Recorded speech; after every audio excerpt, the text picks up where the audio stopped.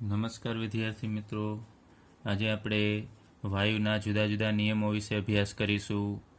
તેમાં પી એટલે દબાણ, વી એટલે કદ અને ટી એટલે તાપમાન. એમાંથી આપણે કોઈ પણ એકને અચળ રાખી અને બીજા બે વચ્ચેનો સંબંધ છે જોઈશું. એટલે તાપમાન અચળ રાખીશું તો દબાણ અને કદ વચ્ચેનો સંબંધ મેળવીશું. એ જ રીતે જો કદને અચળ રાખીશું તો દબાણ અને તાપમાન વચ્ચેનો સંબંધ છે મેળવીશું. તો સૌપ્રથમ આપણે લઈએ બોયલનો નિયમ. આ બોયલ નામના વૈજ્ઞાનિકે આપેલો છે અને દબાણ અને કદ વચ્ચેનો સંબંધ છે અહીંયા પી અને વી વચ્ચેનો. તો અચળ શું હશે? ટી. તાપમાન છે અચળ હશે અને આ ઉપરાંત એક જથ્થો પણ લેવામાં આવે છે, વાયુ છે એનો જથ્થો કે કેટલા મોલ લીધેલા છે એ પણ આપણે અહીંયા અચળ રાખીશું. તો તાપમાન અને મોલ પ્રમાણ એટલે કે જથ્થો, આ બેને અચળ રાખી અને આપણે દબાણ અને કદ વચ્ચેનો સંબંધ છે જોઈશું. તો રોબર્ટ બોયલ નામના વૈજ્ઞાનિકે એક તારણ કાઢ્યું છે, એક પ્રયોગ કરી અને પછી આપણે આ નિયમ છે એ જોઈશું. તો અહીં એક આ સિલિન્ડ્રિકલ અહીં એક પાત્ર છે, એની અંદર આપણે કોઈ પણ વાયુ ભરી દઈએ. માનો કે આની અંદર હિલિયમ વાયુ ભરેલો છે, તો ઓક્સિજન છે, કોઈ પણ વાયુ અહીંયા લઈ શકાય. તો આ વાયુ છે એના ઉપર અહીંયા આપણે એક પિસ્ટન રાખેલો છે દબાણ ઉત્પન્ન કરવા માટે. તો અહીંયા આ પાત્ર છે એનું કદ કેટલું છે આપણે લઈએ કદ, જેને આપણે વી વડે દર્શાવીએ. તો શરૂઆતમાં અત્યારે આપણે આગળ ઉપર અભ્યાસ કરી ગયા છે કે વાયુનું કદ કેટલું હશે, તો પાત્રનું જે કદ છે ને એ જ વાયુનું કદ થશે. તો અત્યારે આપણે લઈએ આ જે કદ છે એ 4 લીટર છે. એલ એટલે લીટર, 4 લીટર કદ છે આ વાયુનું. અને દબાણ ઉપર કેટલું આપવામાં આવે છે? તો દબાણને આપણે પી વડે દર્શાવીએ છીએ અને દબાણ અત્યારે લઈએ 1 બાર. ચાલો 1 બાર દબાણ છે અને ત્યારે વાયુનું કદ કેટલું છે? 4 લીટર. હવે આપણે દબાણ છે બમણું કરવું છે. 1 બારની જગ્યાએ આપણે 2 બાર દબાણ કરવું છે. તો પિસ્ટનને આપણે ઉપરથી ક્યાં લઈ આવવું પડશે? નીચેની તરફ. એટલે ઉપરથી આપણે દબાણ આપીશું એટલે પિસ્ટન નીચેની તરફ આવશે. તો હવે દબાણ આપવાથી પિસ્ટન કેટલે પહોંચે છે આપણે લઈએ. તો માનો કે આપણે અહીંયા દબાણ આપ્યું છે, ત્યારે દબાણ કેટલું છે અત્યારે? પી બરાબર 2 બાર. 2 બાર જેટલું દબાણ આપવાથી પિસ્ટન અહીંયા સુધી આવી જાય છે. ત્યારે વાયુ છે એ સંકોચન પામશે, એનું કદ છે ઘટી જશે. તો અહીંયા વાયુનું કદ કેટલું થાય છે આપણે લઈએ, જ્યારે દબાણ 2 બાર કરવામાં આવે ત્યારે અંદાજિત આપણે લઈએ વાયુનું કદ વી બરાબર 2 લીટર થશે. કદ એનું 2 લીટર થાય છે. પરંતુ એક વસ્તુ યાદ રાખવાની છે કે આપણે આ બધાનું તાપમાન છે સમાન રાખીશું. કે અત્યારે 1 બાર દબાણ હતું ત્યારે માનો કે લઈએ કે 298 કેલ્વિન તાપમાન હોય, તો અત્યારે 2 બાર દબાણ કરીએ છીએ ત્યારે પણ તાપમાન 298 કેલ્વિન જ રાખવાનું. અને ત્રીજા તબક્કામાં પણ આપણે 298 એટલે કે તાપમાન છે એ અચળ રાખીશું, નિયત તાપમાન રાખીશું. અને આની અંદર રહેલો જથ્થો આપણે માનો કે 1 મોલ હાઇડ્રોજન આની અંદર ભરેલો છે, તો એન એટલે જથ્થો. માનો કે આપણે 1 મોલ લઈએ છીએ, 1 મોલ એટલે 2 ગ્રામ હાઇડ્રોજન. તો અણુની સંખ્યા તો અચળ રહેવાની છે આની અંદર. આમાં પણ એન બરાબર 1 મોલ, આમાં પણ એન બરાબર 1 મોલ. તો આ બધી વસ્તુ અચળ છે. તાપમાન અને જથ્થો એટલે કે મોલ પ્રમાણ દરેકની અંદર સમાન હશે. તો તમે દબાણ વધારો છો એટલે કદ અહીંયા અડધું થશે, 2 લીટર થાય છે.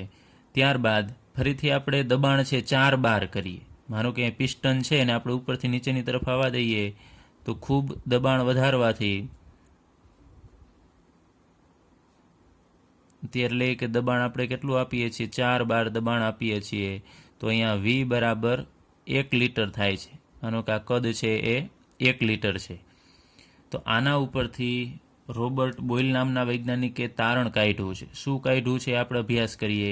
એના પહેલાં ફરીથી કહી દઉં છું, અહીંયા માત્ર કદમાં જ ફેરફાર થાય છે, મોલ પ્રમાણ સમાન હશે. અહીંયા જેટલા અણુની સંખ્યા હશે, માનો કે 6.022 ગુણ્યા 1023 અણુ હશે વાયુના, તો દબાણ આપવાથી એટલા જ અહીંયા અણુ રહેશે. કદ ઘટે છે, બાકી અણુની સંખ્યા બદલશે નહીં. એ તો દબાણ આપવાથી શું થશે? અણુઓ એકબીજાની નજીક આવશે, પણ સંખ્યા તો અહીંયા જેટલી હતી એટલી જ હશે.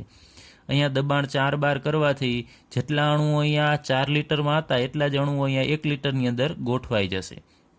તો આમાં તમે જુઓ છો દબાણ વધારતા જાઓ છો એમ કદમાં શું થતો જાય છે? ઘટાડો થતો જાય છે. ફરીથી દબાણ 1માંથી 2 અને 2માંથી 4 કરીએ છીએ તેમ કદ છે એ ઘટતું જાય છે. તો એકની વેલ્યુ વધે અને બીજાની વેલ્યુ ઘટે તો એ બંને વચ્ચેનો સંબંધ કેવો હશે? વ્યસ્ત પ્રમાણમાં હશે. તો આપણે અહીંયા લખીએ પી એટલે કે દબાણ અને વાયુનું કદ એ એકબીજાના વ્યસ્ત પ્રમાણમાં હશે. એટલે આપણે આમ લખી શકાય પી પ્રપોઝનલ ટુ 1/v. પરંતુ આપણે આ પ્રયોગ કર્યો એ દરમિયાન શું અચળ રાખેલું છે? તાપમાન અચળ રાખેલું છે અને જથ્થો અચળ રાખેલો. તો પી પ્રપોઝનલ ટુ 1/v આપણને ક્યારે મળે?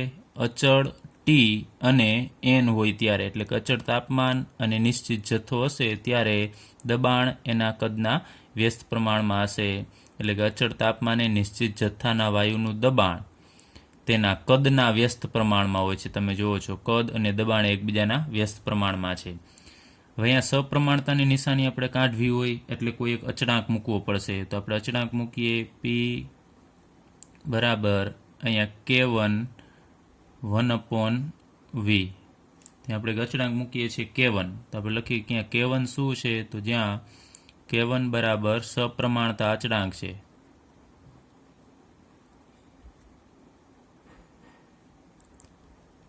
અને આ K1 નું મૂલ્ય છે કેના ઉપર આધાર રાખશે? તો K1 નું મૂલ્ય વાયુના જથ્થા ઉપર, અહીંયા કેટલો જથ્થો લીધેલો છે તમે, કેટલા મોલ લીધેલા છે એના ઉપર, ત્યારબાદ તાપમાન ઉપર, કેટલું તમે તાપમાન લીધેલું છે એના ઉપર, અને પી અને વી એટલે કે દબાણ અને કદના એકમ પર આધાર રાખશે તમે એનો કયો એકમ લીધેલો છે. હવે અહીં આપણે આ જે સમીકરણ છે પી બરાબર K1 ઇન્ટુ 1/v એની આપણે ફેર ગોઠવણી કરીએ તો K1ને આપણે કરતા બનાવવો છે તો v છે એ ક્યાં જશે? પીના ગુણકમાં જશે. તો આપણે લખી શકાય પી ઇન્ટુ વી બરાબર K1 થશે. તો આ સમીકરણ ઉપરથી આપણે એમ કહી શકાય કે પી એટલે દબાણ અને વી એટલે કદ. તો દબાણ અને કદનો ગુણાકાર કરશો તો એ K1 એટલે કે અચળ છે તો એ આપણને કેવો મળશે? અચળ મળશે, એટલે કે અચળાંક મળશે. આ યાદ રાખજો ફરીથી. પરંતુ ક્યારે? તાપમાન અચળ હોય અને નિશ્ચિત જથ્થો હોય ત્યારે એનું દબાણ, વાયુનું દબાણ અને એનું કદ એનો ગુણાકાર છે આપણને અચળ મળે છે. જેમ કે આપણે અહીંયા લઈએ શરૂઆતમાં અહીંયા આપણે લખીએ કે પી વી એટલે દબાણ અને કદનો ગુણાકાર આપણે લખીએ. દબાણ કેટલું હતું? તો 1 એને ગુણ્યા વી એટલે કદ કેટલું હતું? 4. તો 1 ગુણ્યા 4 એટલે આપણને 4 મળે છે. પછી બીજો પ્રયોગ કરીએ છીએ ત્યારે દબાણ વધારીએ છીએ તો પી વી એમાં દબાણ કેટલું કરીએ છીએ? 2. ત્યારે કદ કેટલું થાય છે? 2. તો 2 ગુણ્યા 2 એટલે 4 મળશે. એટલે દબાણ અને કદનો ગુણાકાર 4 મળે છે. પછી અહીંયા જોઈએ તો પી વી દબાણ કેટલું છે? 4. ત્યારે કદ કેટલું હોય છે? 1. તો અહીંયા 4 એકા 4. તો દરેક વખતે અહીંયા દબાણ અને કદનો ગુણાકાર કેવો મળે છે? અચળ મળે છે. 4 4 4. તો અહીંયા આપણે લખી શકાય પીવી બરાબર K1 K1 K1.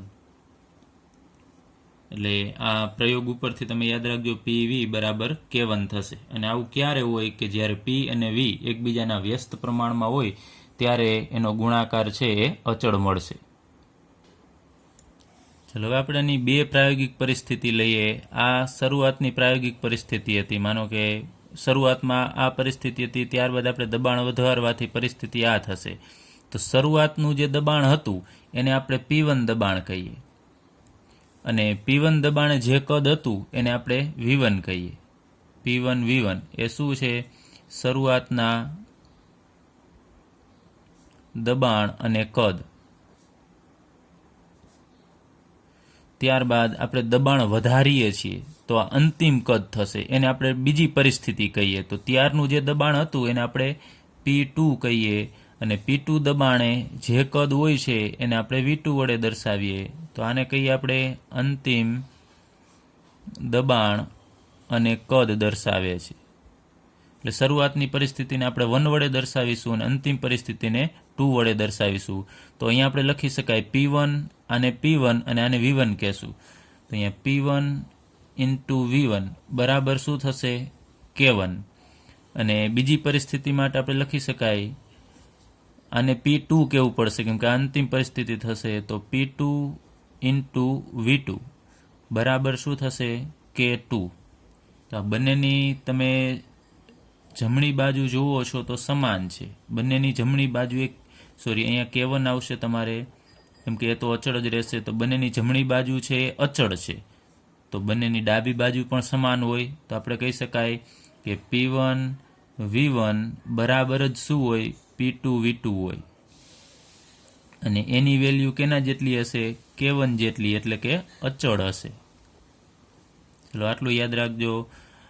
શરૂઆતની અને અંતિમ પરિસ્થિતિ બંનેના P1 અને V1 અને P2 અને V2 બંનેનો તમે ગુણાકાર કરશો તો એ આપણને કેવો મળશે? અચળ મળશે. તો આપણે આટલું જ માત્ર કમ્પેર કરવું હોય તો કરી શકાય P1 V1 બરાબર P2 V2. હવે આ સૂત્રમાં આપણે માત્ર P1 V1 બરાબર P2 ઇન્ટુ V2 જ લઈએ છીએ. આપણે આ અત્યારે નથી લેતા. તો આમાં P વાળા પદને એક બાજુએ લઈ જઈએ અને V વાળા પદને આપણે એક બાજુ લઈ જઈએ તો P ના છેદમાં અહીંયા P1 ના છેદમાં P2 આવશે. આપણે લખીએ P1 ના છેદમાં P2 બરાબર P2 અહીંયા છેદમાં આવે છે તો ઉપર માત્ર રહેશે V2 અને V1 છે એના છેદમાં જશે V2 ના છેદમાં V1. તો આપણે અહીં લખી શકાય P1 ના છેદમાં P2 બરાબર V2 ના છેદમાં V1. તો આ સૂત્ર છે, યાદ રાખજો. આ સૂત્ર અથવા તો આ સૂત્ર યાદ રાખજો. આપણે આનો ઉપયોગ છે આગળ ઉપર એક્ઝામ્પલ ગણવા માટે કરીશું. હવે આપણે એક ગ્રાફ જોવાનો છે, આલેખ જોવાનો છે. તો ફરીથી અહીં આપણે આકૃતિ જે આગળ ઉપર મેં તમને સમજાવેલી એ રિપીટેશન કરીએ.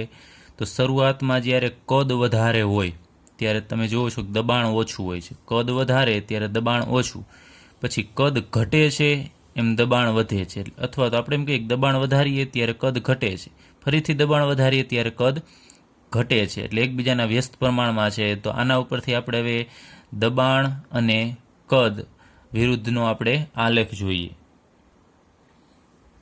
ચાલો હવે આપણે y અક્ષ ઉપર દબાણ લઈએ જેને P વડે દર્શાવીએ છીએ અને 12 એનો એકમ છે કે દબાણ આપણે 12 યુનિટમાં લેશું. અને x અક્ષ ઉપર અહીંયા કદ લીધેલું છે જેને આપણે V વડે દર્શાવીએ છીએ અને કદ અહીંયા ડેસીમીટર ક્યુબમાં લીધેલું છે. આપણે આગળ ઉપર સંબંધ ભણી ગયા છીએ કે P proportional to 1/V કે જ્યાં અચળ તાપમાન છે અને અચળ જથ્થો છે. તો અહીં આપણે જુદા જુદા આગળ ઉપર મેં તમને પ્રયોગ સમજાવેલો ત્યારે આપણે વાત કરેલી કે આ સમગ્ર પ્રયોગ દરમિયાન તાપમાન છે અચળ રાખવામાં આવે છે. માનો કે આપણે લઈએ એ 200 કેલ્વિન તાપમાન, એટલે ડિગ્રી સેલ્સિયસમાં જોશો તો માઇનસમાં થશે. તો 200 કેલ્વિન તાપમાને પ્રયોગ કરવામાં આવે ત્યારે અત્યારે અહીંયા તમે જુઓ છો કે શરૂઆતમાં એનું કંઈક અમુક કદ હશે. તો અત્યારે આપણે દર્શાવી દઈએ કે એનું કદ અહીંયા 0 હશે કદ, અને આ બાજુ એનું મેક્ઝિમમ કદ દર્શાવી દઈએ. આટલે એનું અમુક કોઈક અત્યારે જે કદ છે એ આપણે આટલે દર્શાવી દઈએ. અને કેટલા તાપમાને આપણે પ્રયોગ કરીએ છીએ? તો 200 કેલ્વિન તાપમાને. પછી હવે આપણે દબાણ વધારીએ છીએ, આના ઉપર પ્રેશર તમે દબાણ છે વધારશો તો કદમાં શું થશે? ઘટાડો થશે. તો કદ ડાબી બાજુએ ખસશે. એટલે અહીંયા હતું તો કદ ઘટે કઈ રીતે? આ બાજુ 0 તરફ જશે એટલે ઘટતું જશે. તો આપણે લઈએ અમુક તમે દબાણ વધારશો તો તમે જુઓ છો કે આ અક્ષ ઉપર અહીંયા અત્યારે દબાણ છે આટલું હતું, ત્યારે કદ અહીંયા હતું. પછી દબાણમાં વધારો થયો. તમે y અક્ષ ઉપર તમારે જોવાનું તો આ સ્પોટ છે ઉપરની તરફ જાય છે તો દબાણ વધતું જાય છે અને કદ આ બાજુ આવતું જશે. કદ છે હવે આટલું થઈ જશે, શરૂઆતમાં આટલું હતું. ફરીથી તમે દબાણ વધારશો, ઉપરથી પ્રેશર આપશો તો દબાણ વધારીએ છીએ તો કદમાં ફરીથી શું થવાનો છે? ઘટાડો થશે. જોવો છો દબાણ વધતું જશે એટલે કે ઉપરની તરફ સ્પોટ જશે અને x અક્ષ ઉપર તમે જોશો તો એ ડાબી તરફ આવતું જશે. ફરીથી દબાણ વધારો છો તો કદમાં શું થવાનો છે? ઘટાડો થવાનો છે. ફરીથી તમે દબાણ વધારશો તો કદમાં એનાથી પણ વધારે ઘટાડો થશે. અને ફરીથી પણ જો તમે દબાણ વધારશો, ખૂબ ઊંચું દબાણ લઈ જશો તો કદ એનાથી પણ ઘણું બધું ઘટશે. એટલે કે દબાણ વધતું જાય છે તેમ કદ ઘટતું જાય છે. હવે આને આપણે જોડી દઈએ આ બધા સ્પોટને. આ રીતે આલેખ છે દોરવાનો આવે છે અને તમે જોડી દેશો એટલે આવો આપણને આલેખ મળે છે. ચલો આ આલેખ આપણે જે દર્શાવેલો છે એ વક્ર સ્વરૂપે છે અને કયા તાપમાને પ્રયોગ કરેલો છે? 200 કેલ્વિન તાપમાને. તો આ સમગ્ર પ્રયોગ દરમિયાન આપણે તાપમાન 200 કેલ્વિન નિશ્ચિત રાખેલું છે, એટલે કે તાપમાન બદલાવેલું નથી. તો અચળ તાપમાને આ પ્રયોગ કરવામાં આવે છે ને એને સમતાપી કહેશું. સમતાપી એટલે અચળ તાપમાને, આ આલેખ આપણે જે દર્શાવીએ છીએ ને સમતાપી વક્ર કહેવાય, કારણ કે સમતાપી એટલે સમાન તાપમાને, એક પ્રયોગ દરમિયાન તાપમાન બદલતું નથી, અચળ રહે છે, એટલે એને સમતાપી વક્ર કહેશું. હવે આપણે બીજું તાપમાન લઈએ, આખો નવો જ પ્રયોગ કરીએ, બીજા તાપમાને જુદું તાપમાન લઈએ. તો 200ની જગ્યાએ આપણે 400 કેલ્વિન તાપમાન લઈએ. તો અહીંયા 200 કેલ્વિન તાપમાન હોય એની જગ્યાએ તમે 400 કેલ્વિન તાપમાન લેશો, તમને ખબર છે વાયુ છે એ ગરમ થશે. ગરમ થાય એટલે વાયુનું કદ વધે.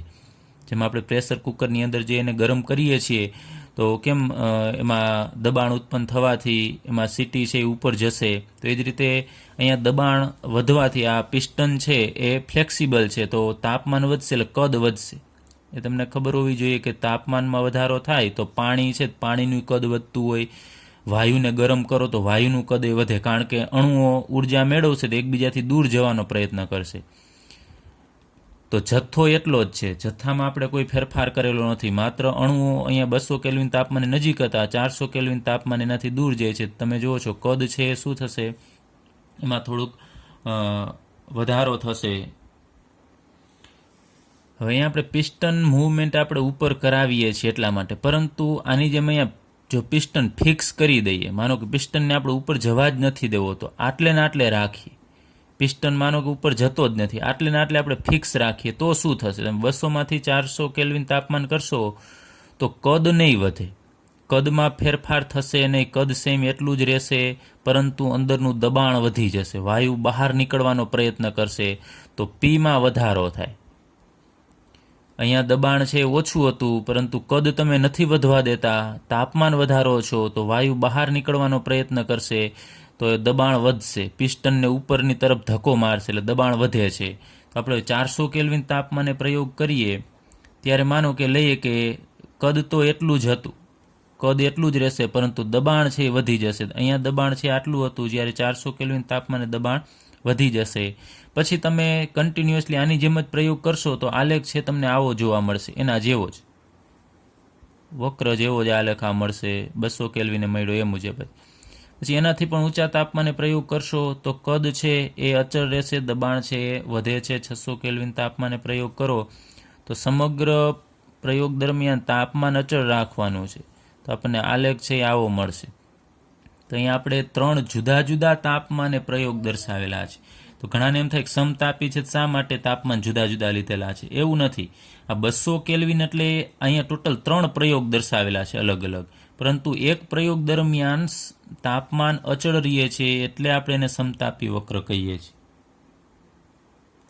તો જ્યારે વક્ર આવો મળે ઉપરથી નીચેની તરફ, ત્યારે સમજવાનું કે એ વક્ર છે કેવો હશે, વ્યસ્ત પ્રમાણનો વક્ર હોય, કે એક વધતું હોય તો બીજું સામે ઘટતું હોય, તો જ આપણને આલેખ છે આવો મળશે.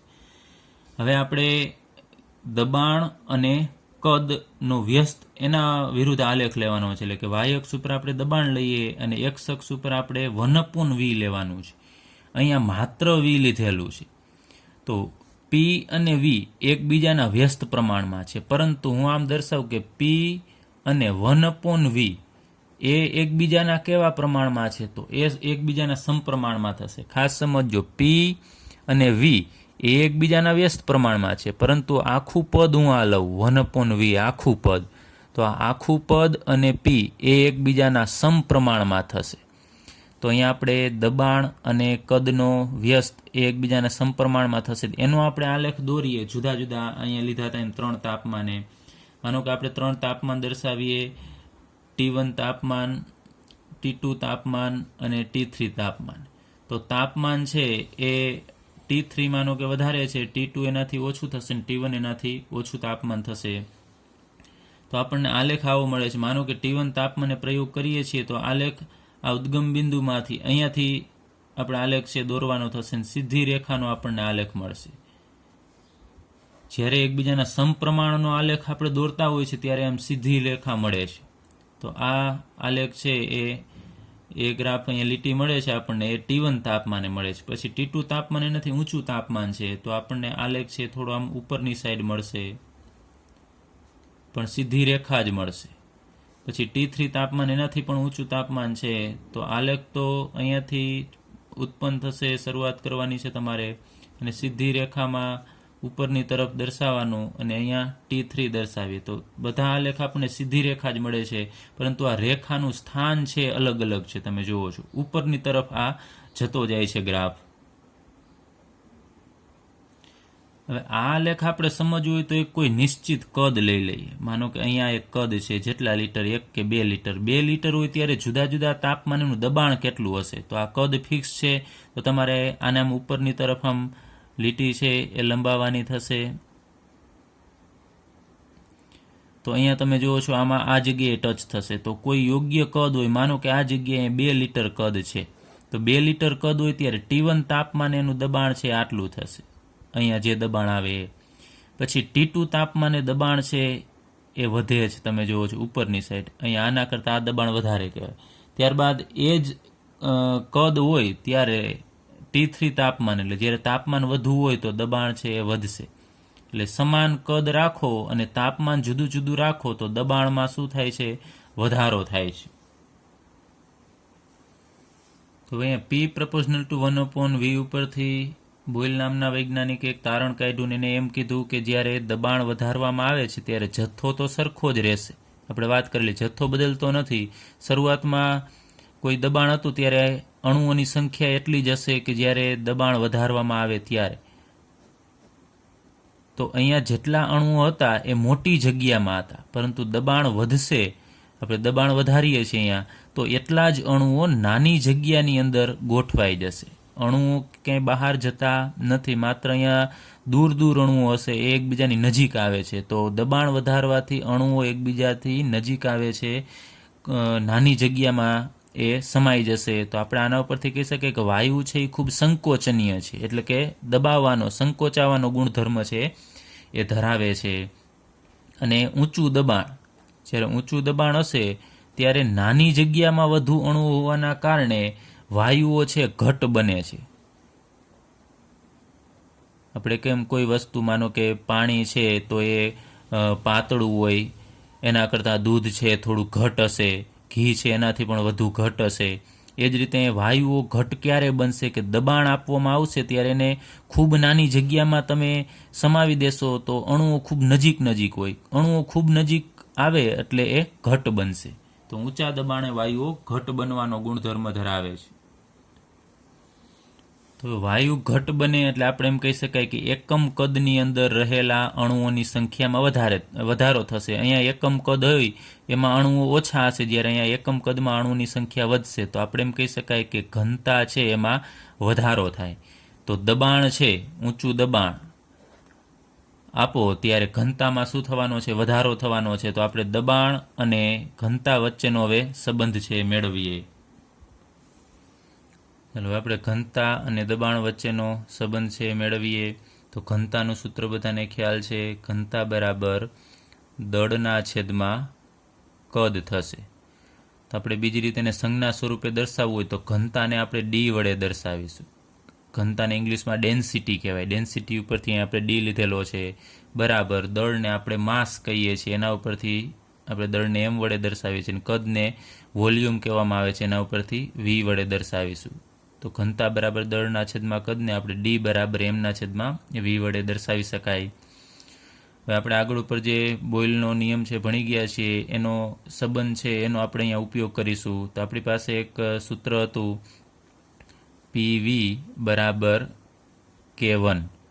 એમાં આપણે અહીંયા Vને કરતા બનાવીએ, એટલે કે કદને કરતા બનાવીએ. તો V બરાબર શું થશે? K1ના છેદમાં P થશે. તો અહીંયા V બરાબર K1ના છેદમાં P છે, એટલે Vની વેલ્યુ શું થશે? K1ના છેદમાં P. એ આપણે આની અંદર મૂકવાની છે. તો D બરાબર Mના છેદમાં Vમાં આ સૂત્રની અંદર આપણે V બરાબર K1ના છેદમાં P મૂકીએ તો શું થશે? અહીંયા Vની જગ્યાએ તમારે આટલું મૂકવાનું છે, Kના છેદમાં P. તો D બરાબર Mના છેદમાં અહીંયા K1 એના છેદમાં P. હવે છેદનો છેદ એ ક્યાં જવાનો છે? અંશમાં જશે. તો આપણને મળશે D બરાબર M એના છેદમાં K1 અને P છે એના ગુણાકારમાં આવશે અહીંયા P. હવે અહીંયા M તો દળ છે, તો તમને ખબર છે આ સમગ્ર પ્રક્રિયા દરમિયાન આપણે જથ્થો અચળ લઈએ છીએ, તો એમ તો અચળ થશે કારણ કે તમે દબાણ વધારો તો કદમાં ફેરફાર થાય છે, કાંઈ એના દળમાં ફેરફાર થશે નહીં. દળ ક્યારે બદલે કે અણુની સંખ્યા બદલે ને તો દળ છે એ બદલશે, પરંતુ અણુની સંખ્યા તો અચળ રહીએ છે તો દળ પણ બદલશે નહીં. તો આ અચળ થશે અને કે પણ અચળ થશે. તો આની જગ્યાએ આપણે એક નવો અચળાંક છે મૂકી શકાય. ચલો આની જગ્યાએ આપણે કે ડેશ મૂકીએ, કે ડેશ અને ઇન્ટુ અહીંયા પી અને અહીંયા ડી, તો ડી બરાબર કે ડેશ પી થશે.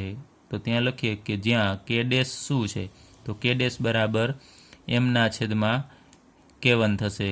અહીંયા કે ડેશ એ અચળ છે. એ અચળ કેમ છે? કારણ કે દળ અચળ છે અને K1 અચળ છે, એટલે આ બંનેની જગ્યાએ આપણે એક નવો અચળાંક મૂકીએ છીએ.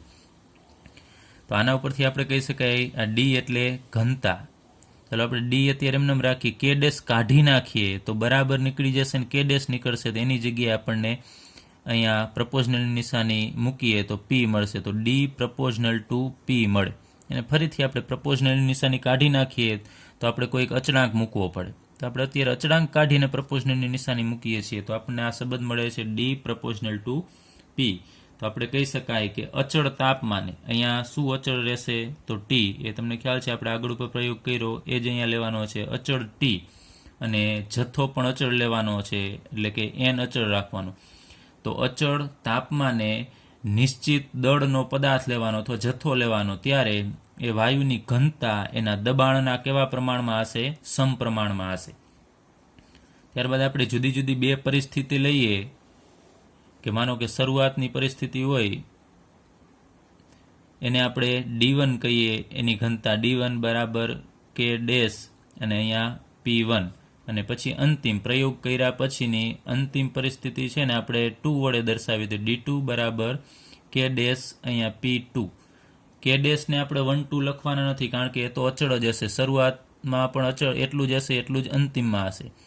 તો અહીંયા આપણે D1ના છેદમાં P1 લખીએ તો અહીંયા કે ડેશ મળશે. એ જ રીતે અહીંયા D2ના છેદમાં P2 લખીએ તો અહીંયા કે ડેશ. તો બંનેની અહીંયા તમે જુઓ છો જમણી બાજુએ આ સમીકરણની સમાન છે, તો આપણે ડાબી બાજુ કમ્પેર કરાવી શકાય. તો D1ના છેદમાં P1 બરાબર આ થશે D2ના છેદમાં P2 અને બરાબર એ અચળ થશે, અથવા તો આપણે કહી શકાય કે ડેશ જેટલું થશે.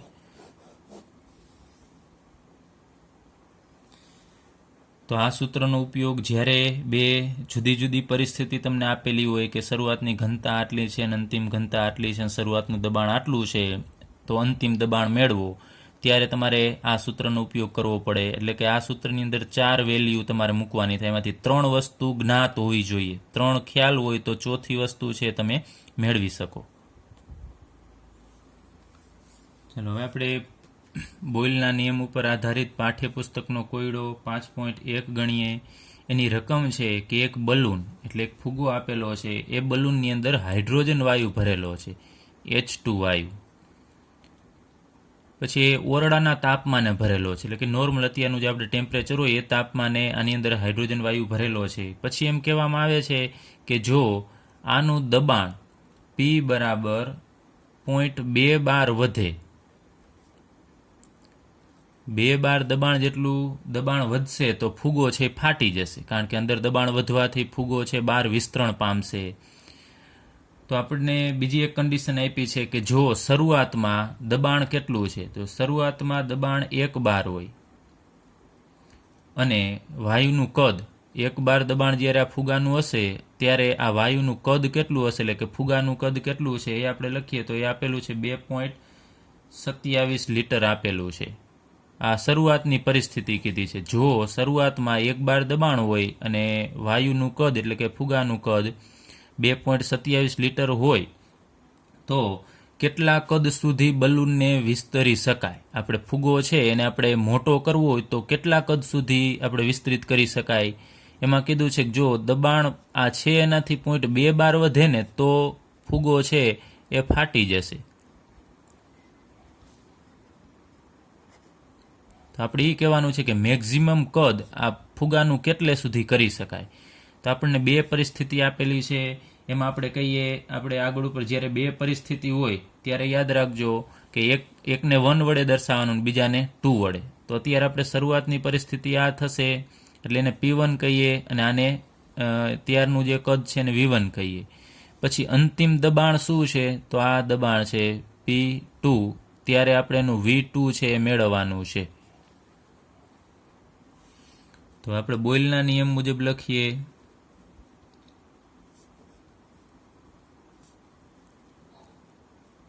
આપણે લીધું જ્યારે બે પરિસ્થિતિ હોય ત્યારે P1 V1 બરાબર P2 V2 થશે. તો P1 V1 બરાબર P2 V2.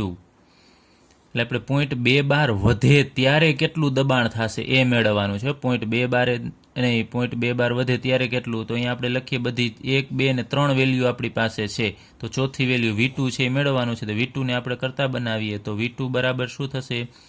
P1 V1 છેદમાં P1 V1 ના છેદમાં P2. ચાલો બરોબર છે. અહીંયા હવે આપણે બધી કિંમત મૂકીએ. P1 કેટલું છે? તો 1 બાર ગુણ્યા V1. તો V1 એટલે શરૂઆતનું કદ કેટલું છે? 2.27 લીટર. એના છેદમાં P2 એટલે અંતિમ દબાણ છે કેટલું છે? 0.2 બાર. ચલો આનું આપણે સાદુરૂપ આપીએ તો એનું સાદુરૂપ આપણને મળે છે 11.35. અહીંયા 12 એકમ ઉડી જશે તો પાછળ એક જ એકમ વધશે લીટર. તો આપણને V2 બરાબર 11.35 લીટર મળે છે. એનો મતલબ કે આ જે કદ છે કેટલાય મળે છે? 0.2 બાર વધે ત્યારનું આ કદ છે. તો 0.2 બાર વધે ત્યારે જે કદ હશે ત્યારે ફૂગો ફાટી જશે. એટલે કે આટલા લીટર કદ થશે ત્યારે ફૂગો ફાટી જાય છે. તો ફૂગો આપણે ફાટવા નથી દેવો તો મેક્ઝિમમ કદ કેટલું રાખવું પડે? 11.35 કરતાં ઓછું. કારણ કે આટલું કદ થશે એમ ફુગાને તમે ફૂલાવતા જાઓ છો તો કદ વધતું જશે. તો 11.35 લીટર કદ થશે ફૂગો છે ફાટી જશે. તો ફૂગાને આપણે ફાટવા નથી દેવો તો કદ છે આટલું રાખવું પડશે. 11.2 બાર દબાણે ફૂગો છે એ ફાટી જાય છે. તો તમારે દબાણ કદ રાખવાનું થશે 11.35 લીટર કરતાં ઓછું કદ હોય તો ફૂગો ફાટશે નહીં.